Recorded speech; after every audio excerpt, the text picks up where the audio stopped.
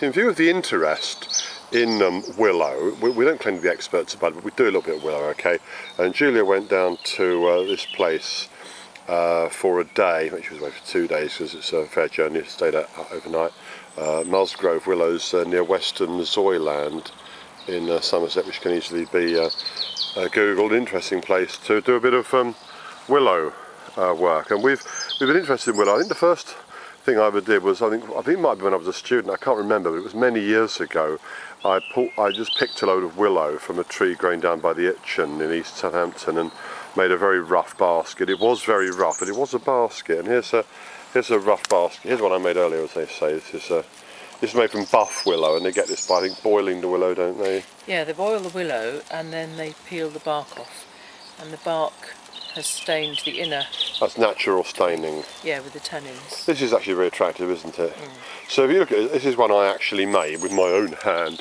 You can see it's a bit rough, but it actually works. It's very functional, yeah. It actually works. We do actually use this. Yeah. It's not good enough to be sold because it isn't as neat as it might be, and you can see it's bending a little bit, but it's not fundamentally difficult. If you look at the bottom of it, I mean, essentially you take 3 that way and 3 this way and start weaving around them in and out until you've got your base, and you cut the ends off there. When you've got your base, you've got your uprights, and there's an upright there. You stick your uprights in, and then you weave around and around them, and you get to the top, you finish it. That's all. And I mean, okay, that's a crude business. You can put a handle in, and you can see once you've got this fundamental shape, you can make an oval one, a square one, a long one, a small one, a big one, etc., etc. It's just an incredibly useful material. You want to tell us anyway a bit about the just to actual weekend on from this travel basket, to the reason that the shape is deformed is the uprights are the same width as the pieces that are woven between, so they haven't got the strength to fight against it. Yeah. So you need to use different thicknesses of willow in different places. And when I was at Musgrove, I bought some cuttings of some of their different willows, and we are growing them in our vegetable bed at home rather than at the farm, because we've been able to keep them watered. Last year particularly was very dry and we would have lost them. So I got a selection. You can see different coloured stems. Some of them are dark brown, mid brown. We've got the golden one here. And some of them are for different purposes. The very tall ones are for building structures in the garden, planting in situ. And these are all grown from little sats, little sort of 6-inch long bits that you brought back. All of these were pencils about a foot long, just under a foot long, pressed into the ground end of February a year ago. So these have been in the ground for 1 year. The average height is what, 3-4 feet? Yes, but as the tallest is very different. For example, 6-7 feet. This variety here, these 3 here, they're only ever going to be a small growing one, but I chose them because of the stem colour. If I wanted to make a structure, I'd go for one of the hybrids. So these tend to be smaller, so they will perhaps be, and it gives you an attractive stem colour. This is all plant breeding, isn't it? All the plant breeders work. Parsons, that's called. Parsons. Yeah. We've got the golden willow here. I've made a planting plan rather than labels because labels get lost. Yes, you've made a map. Very important.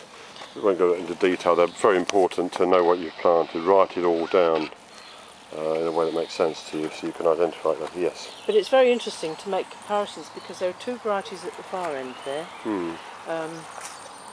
and both of them should be for structures. One lot has grown much taller than the other lot. So I know which I would now choose. It's worth trying these different things in your own soil and location. Yes. One of the best basket making willows is the black moor, which grows wonderfully in Somerset. But I didn't bring cuttings of that because we won't be able to grow it here. It's susceptible to disease. We don't get the rainfall that it wants, so it's really not worth trying to pursue. And this place to Somerset levels, it just was so much to talk about. It was a tendency to go off at tangents, but it's a remarkable bit of England down in the southwest where it's a little bit below sea level. It's drained, isn't it? They used to have a lot of windmills now, of course now it's all electric, but it's very wet, and it grows cider down there, some very good cider. They used to be famous for eels, used to catch a lot of eels in eel traps, and willow, because willow really likes it very, very wet, as I mentioned. Okay, anything else to say about willow briefly? Can I just show you the colour of this one? It's like a deep damson colour with a bloom on it. Goodness, it's really quite dark, Daphnoides. isn't It's it? unlike other willows. It's a very special one. I've heard of this before and I particularly wanted to get that one. It is a bit difficult to grow, but it's such an unusual colour. So at some stage we might just go through a bit of willow, crude willow basket making, but I hesitate to do that because there are so many people out there on YouTube who have We're still learning. I don't think we could teach it. clearly much better at willow basket making than we are ever going to be. But you know, there's a lot to be said about willow baskets, not least the strength of them. You know, they really are durable. You know, I don't normally treat things like that, but you know, these are very durable. As long as they don't get wet, they'll last a very long time. And can be used for all kinds of purposes. Okay, that's a little bit more about willow. That's probably all I've got to say about willow this year. But if you're interested in it, then just Google on Somerset and willow, and you'll find lots of interesting things.